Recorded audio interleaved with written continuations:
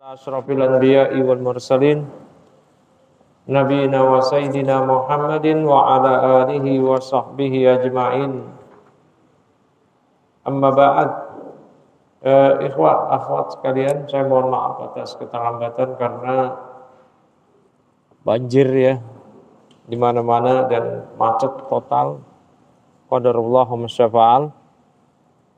Ya, setelah pada pertemuan sebelumnya kita membahas tentang mujibatul ghusl, hal-hal yang mewajibkan mandi, maka sekarang kita masuk ke pembahasan berikutnya, faslun wa faraidul ghusli salah satu asya'.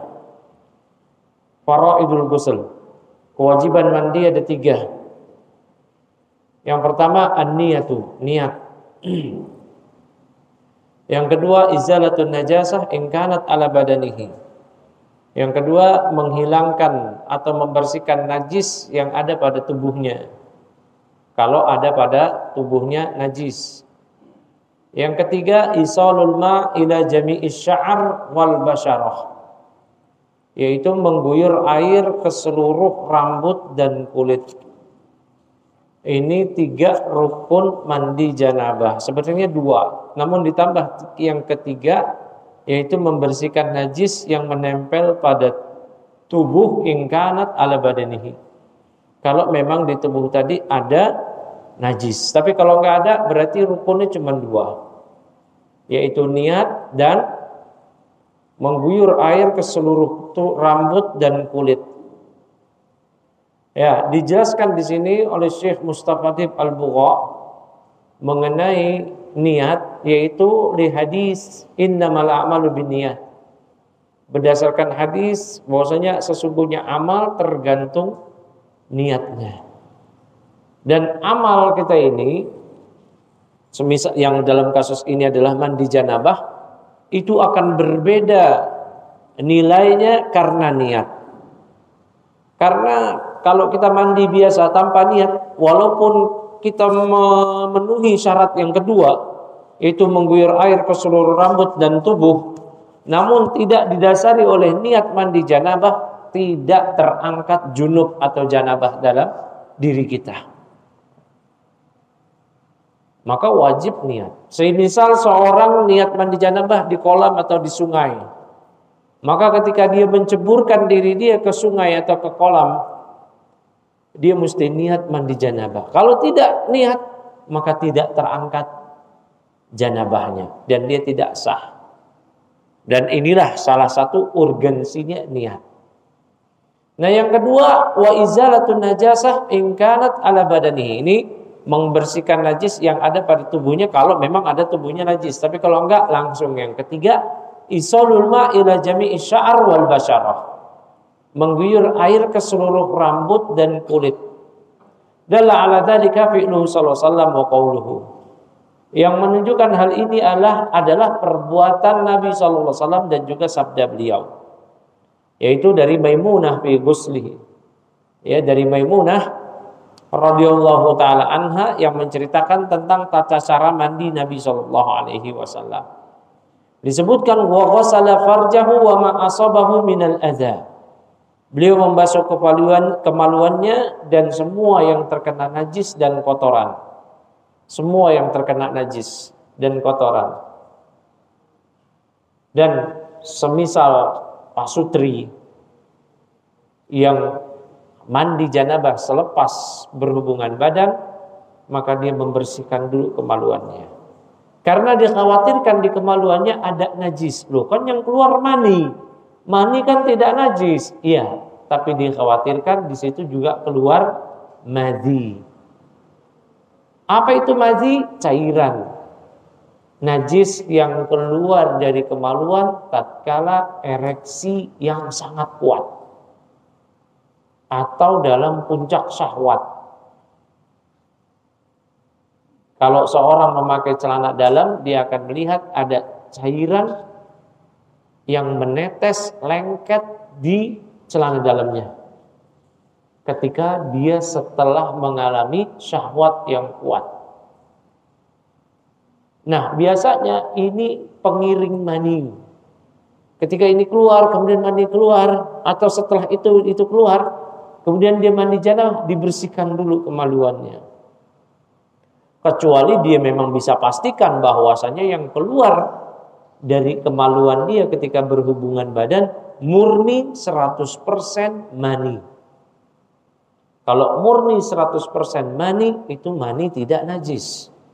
Maka boleh dia langsung mandi janabah dengan niat dan langsung mengguyur seluruh tubuh dia atau menceburkan diri dia ke kolam. Ini berbicara wajibnya ya. Kalau nanti ada sunnahnya berwudu dulu. Ya. Nah ini. Jadi najis itu ada pada bentuk mazi. Maka dibersihkan dulu. Dan Maimunah menceritakan Rasulullah SAW membasuh kemaluannya dan semua yang terkena najis dan kotoran. Ada di situ. Kemudian kata Syekh, ya, ai najasah wa qadar, yaitu najis dan kotoran. Wa sahha Nawawi rahimahullah taala fi kutubihi annahu yakfi fi izalatiha ghaslatu raf'al hadas. Ghaslatu raf'il hadas. Al-Imam Nawawi dalam kitab-kitabnya, ya, dalam kitab-kitabnya mensahihkan, ya, mensahihkan berbagai hadis di sini, ya, bahwasanya ketika beliau mensahihkan berbagai hadis yang berbicara tentang ini, cukup menghilangkan najis tadi, ya, mandi wajib dianggap cukup apabila benar-benar telah menghilangkan najis. Wa huwa al-mu'tamad. Inilah pendapat yang dijadikan pegangan dalam mazhab Syafi'i. Fatakunu izalatul qadar qabla idafatil ma'i sunnatan. Ya, maka kalau begitu membuang kotoran dari badan sebelum menyiramkan air ke seluruh tubuh merupakan sunnah. Jadi dibersihkan dulu kotoran yang ada di badan, terutama yang ada di kemaluan dan di sekitar area kemaluan, karena khawatir ada madhi. Itu ada kucing itu, ntar dimakan makanan antum kita. Ya. Baik, barakallahu fiik. Tadi ya, kecuali kalau memang kita bisa pastikan selepas berhubungan badan hanya mani. Hanya mani yang keluar. Paham sini ya? Ya, barakallahu fiik.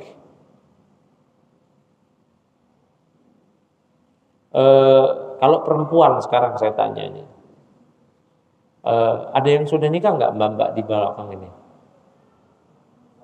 Nggak ada. Oh ya, mbak-mbak yang belum nikah, coba dengerin. Siapa tahu nanti ini ada pelajaran. Dan yang buat sudah nikah nanti dikasih tahu ke istrinya. Ya, perempuan. Kan kita kemarin telah membahas bahwasanya mujibatul ghusl adalah khurujul mani. Di antara penyebab mandi janabah adalah keluarnya mani. Keluarnya mani. Nah, ini seorang wanita selepas mandi janabah ternyata keluar mani. Ternyata keluar mani. Paham gak sini? Nah, ini harus diidentifikasi karena dalam mazhab Syafi'i yang menjadi penyebab mandi janabah keluarnya mani adalah mani diri dia sendiri. Kalau wanita, ini maaf, rahimnya atau vaginanya, kan di situ menampung sperma suaminya. Ya, nggak usah dibayangin, ini aja, ini lagi ngaji. Santai Mas Yuda, antum jangan baper gitu dong. Kok menghayati banget. Nah ini, sperma suaminya kan di dia. Perhatikan, ini yang tahu berarti perempuan ini sendiri. Apabila si istri, si wanita ini ketika berhubungan badan, dia telah mencapai, istilahnya apa kalau puas perempuan? Klimaks. Apa namanya? Ini lagi fikih, nggak usah malu-malu, nggak ada. Kita nggak lagi cerita yang enggak. Orgasme, itu dia. Saya mau nyebut itu dari tadi nggak nemu. Nah, perhatikan, ketika wanita atau sang istri orgasme, maka dia keluar mani juga. Dia keluar mani juga. Nah, ketika setelah berhubungan badan, kemudian dia mandi janabah si istri dan keluar mani, maka itu ada kemungkinan mani si wanita tadi. Maka dia wajib mengulangi mandi janabahnya.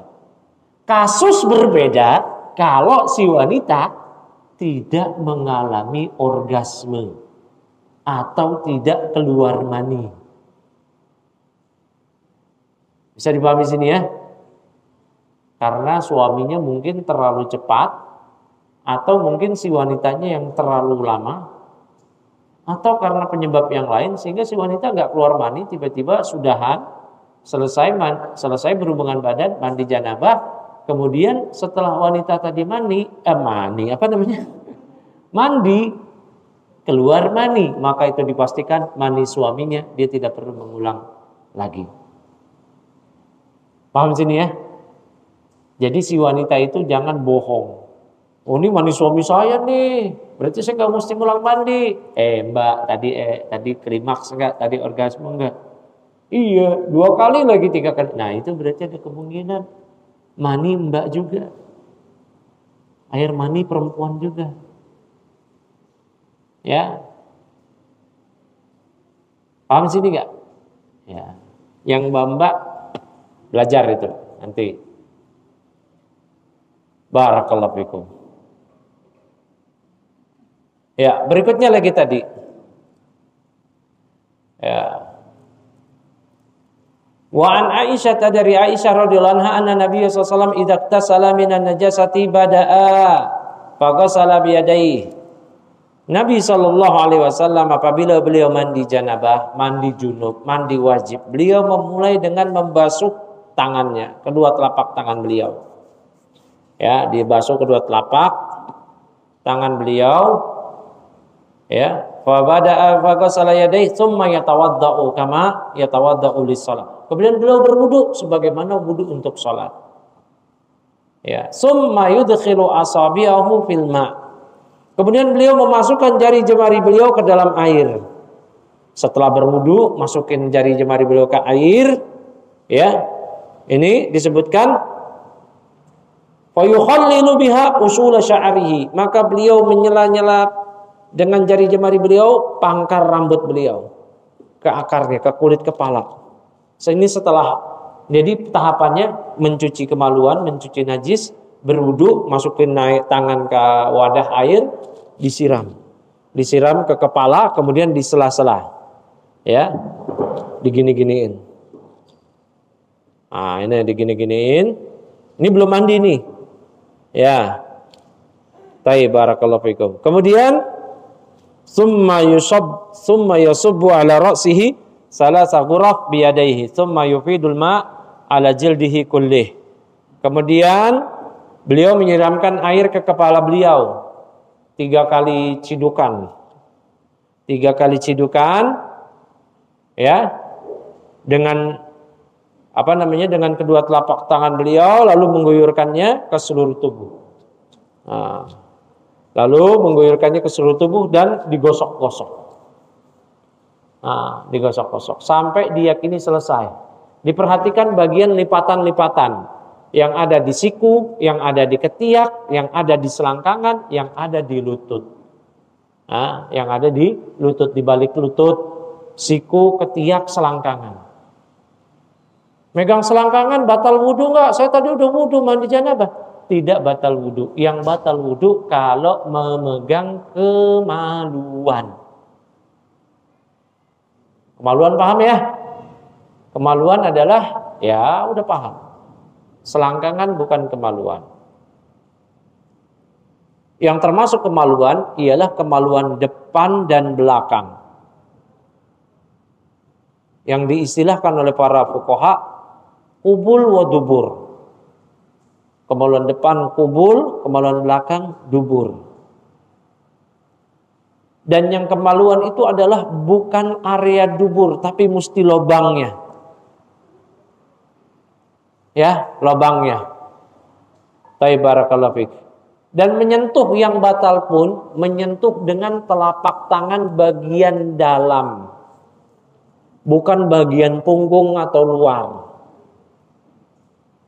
Kalau kesentuh pakai siku, kesentuh pakai lengan ini enggak batal. Kalau kesentuh oleh ujung jari tidak batal. Tapi yang tersentuh batal sengaja atau tidak sengaja telapak tangan bagian dalam bagian sini. kepegang, lagi menyeka-nyeka, maka batal wudu. Nanti setelah mandi janabah sudah selesai, dia itu wudu lagi untuk sholat. Ya, barakallahu fiik. Kemudian wa an Aliin, dari Ali radhiyallahu ta'ala anhu, dia mengatakan sami'tu Rasulullah sallallahu alaihi wasallam yaqul, saya mendengar Rasulullah sallallahu alaihi wasallam bersabda, man taraka mawdi'a sya'aratin min janabatin lam yaksilha fu'ila biha kada wa kada minan nar. Ya, siapa yang meninggalkan akar rambutnya ketika mandi janabah, kulit kepala yang ada dekat akar rambutnya ditinggalkan, tidak dibasuh, ya, maka ia akan disiksa begini begitu, dia akan disiksa begini begitu di neraka. Iya dan billah. Maka ini perkara penting. Harus dipastikan kulit kepala itu terbasuh oleh air. Kulit kepala. Ya, ini penting sekali. Kemudian, ya, kata Syekh Mustafa Dib Al-Bugha, waqala Ali, famin sama ada itu sya'ri. Karena berdasarkan ini aku membiasakan membasuh kepalaku, ya, salasan, sebanyak 3 kali. Ya, nah ini kata Ali. Kemudian berikutnya, ini berarti sudah selesai pembahasan wajib mandi janabah, rukunnya ada 3. Berikutnya wasunanuhu khamsatu asya'a. Sunnah mandi janabah itu ada 5 hal. Ada 5 sunnah mandi janabah. Ya. Yang pertama at-tasmiyah. Ya, membaca bismillah, basmalah. Ya. Beda tasmiyah dengan basmalah itu apa? Ya. Kalau basmalah membaca bismillahirrahmanirrahim. Kalau tasmiyah cukup membaca bismillah. Nah, ini cukup dengan membaca tasmiyah. Tapi kalau pakai bismillahirrahmanirrahim itu enggak apa-apa. Ahsan. Ya. Baik. Yang pertama adalah at-tasmiyah, membaca basmalah. Yang kedua wal wudu qablahu, wudu sebelum mandi janabah. Yang ketiga imrarul yad alal jasad. Ini yang ketiga sunnahnya. Tangan mengusap-ngusap ke seluruh tubuh. Tangan mengusap-ngusap. Yang keempat al-muwalatu, berturut-turut.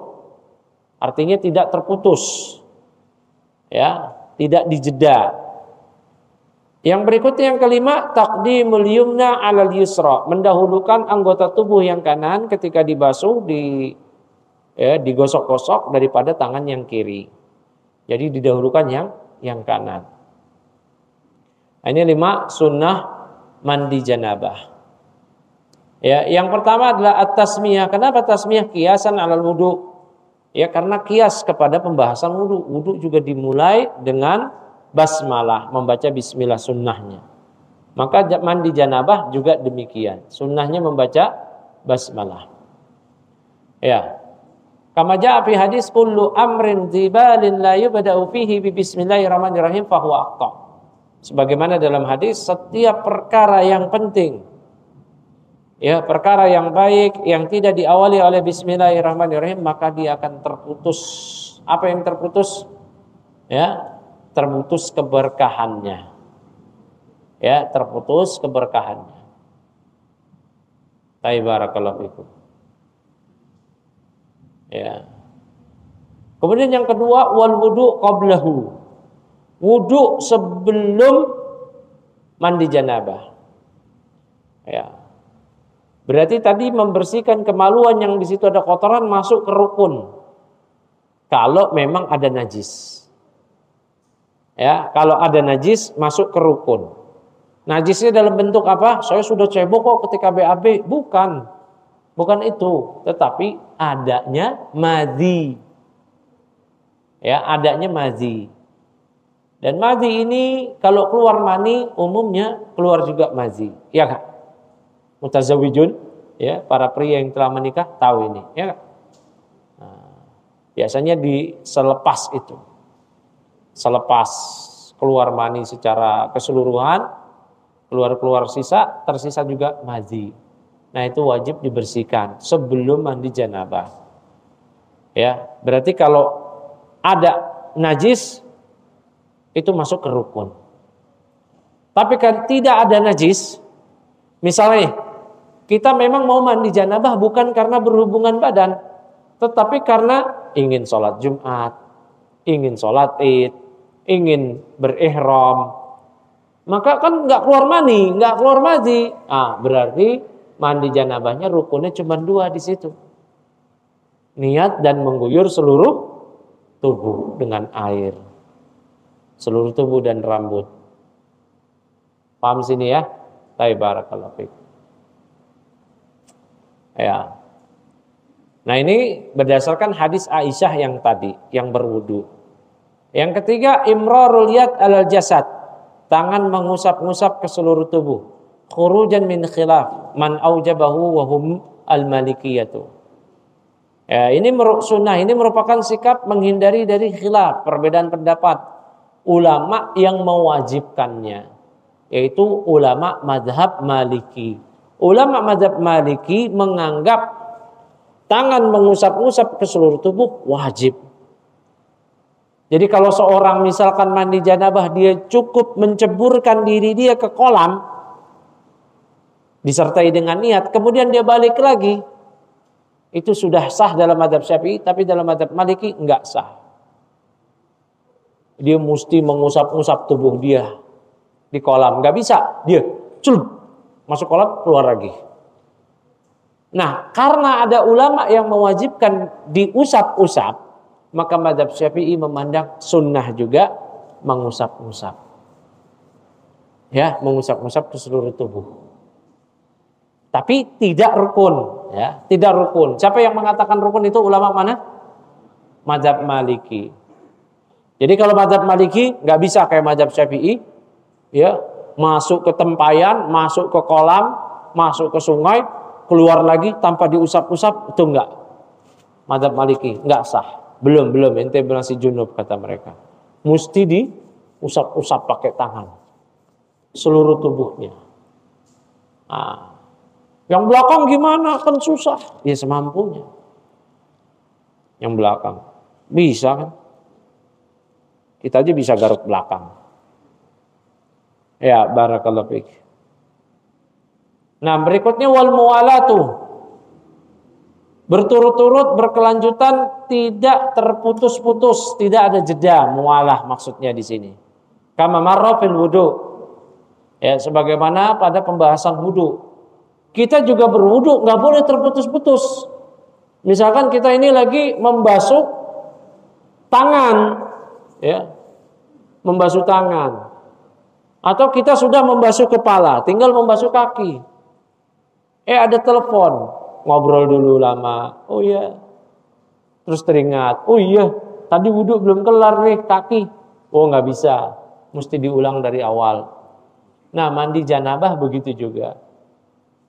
Mandi janabah misalkan, ya, kita membasuh baru area sebelah kanan. Kan tadi sunnahnya sebelah kanan ya. Nah, kita nih tadi yang sebagaimana yang kelima, kita baru membasuh kanan. Diguyur bagian rambut, kulit, tubuh kanan, kiri belum nih.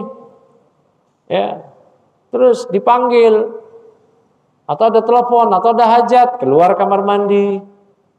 Matiin kompor, nanggung, nyalain lagi, masuk lagi, nggak boleh. Mesti sekaligus. Itu kalau sampai kering, nggak boleh. Kalau sampai kering, nggak boleh, mesti ulang. Tapi kalau belum kering, ini makruh. Sunnahnya mualah. Ini seralat. Kalau dijeda sampai kering, nggak boleh, mesti diulang. Tapi belum kering, masih basah, kemudian antum ada keperluan sebentar, balik lagi, nggak apa-apa, tapi makruh. Sunnahnya mualah. Mualah itu apa? Tanpa jeda, sunnahnya. Baik. Nah, ulama mazhab Malikiyah mewajibkannya, liwujubiha indal Malikiyah. Ulama mazhab Maliki mewajibkan berturut-turut. Wa tatabu huna yakni annahu la yakunu fasilun baina ghusli juz'in minal badan wa ghusli juz'in akhar. Ya. Maksud berturut-turut adalah tidak ada jeda antara membasuh bagian tubuh yang satu dengan bagian tubuh yang lain. Tidak ada jeda. Ya, berikutnya wa taqdimul yumna 'alal yusra. Mendahulukan anggota tubuh yang kanan dari yang kiri. Ini tentu di luar dari pembahasan menceburkan diri ke kolam. Tapi mandi janabah yang umumnya dilakukan orang di toilet atau kamar mandi dia. Ya. Ay al-ijhatul yumna min jasadihi dhahran wa batinan. Yaitu bagian tubuh dia yang kanan, baik yang nampak maupun yang tidak nampak.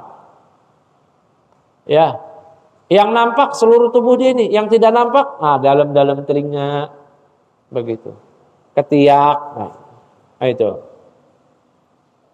Wa an Aisyah radhiyallahu anha qalat, dari Aisyah radhiyallahu anha dia mengatakan, kana Nabi sallallahu alaihi wasallam idza tasala minal janabati da'a bi syai'in ya nahwal hilab.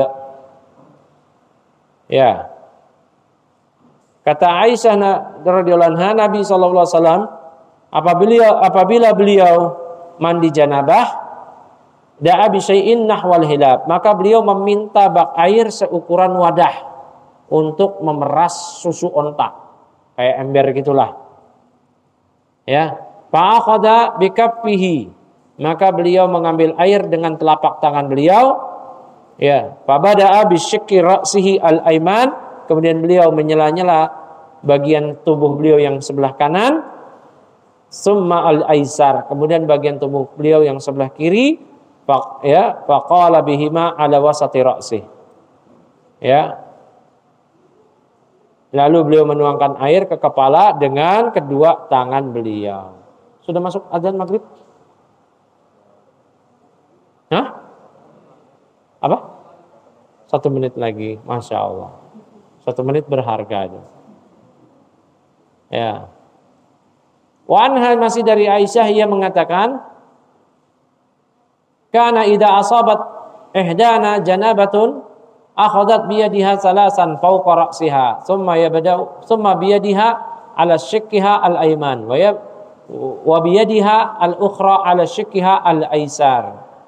Kata Aisyah, dahulu apabila salah seorang kami, istri-istri Nabi, sedang junub, ia akan menuangkan air dengan tangannya di atas kepalanya sebanyak 3 kali, lalu menuangkan air dengan tangannya ke tubuh kanan tubuhnya. Ini poinnya di sini. Ke bagian kanan, baru menuangkan air ke sebelah kiri. Ini taqdimul yumna 'alal yusra, mendahulukan bagian tubuh yang kanan daripada yang kiri.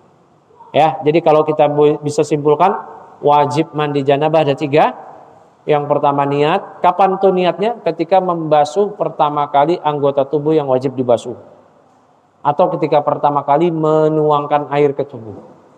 Yang kedua, membersihkan najis yang ada di tubuh jika terdapat najis. Contohnya tadi apa? Madhi, cairan, ya, pekat yang keluar dari kemaluan setelah syahwat bergejolak. Yang ketiga tadi apa? Mengguyur air ke seluruh tubuh dan rambut. Nah, sunnah mandi ada 5. Membaca bismillah. Nah, kan di kamar mandi baca bismillahnya gimana? Tidak dikeraskan, cukup pelan.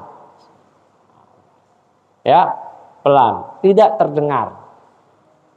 Baca bismillah, kemudian apa? Wudu, kemudian apa lagi? Meratakan tangan ke seluruh tubuh, ya, kemudian apa lagi? Berturut-turut, tidak ada jeda. Yang kelima, mendahulukan bagian tubuh yang kanan daripada yang kiri. Nah, semoga yang belum punya istri, belum punya suami bisa mandi janabah karena telah bermiliki pasangan yang sah. sehingga bisa mengamalkan. Ya, kalau yang jomblo paling ngarep mandi janabahnya karena mimpi.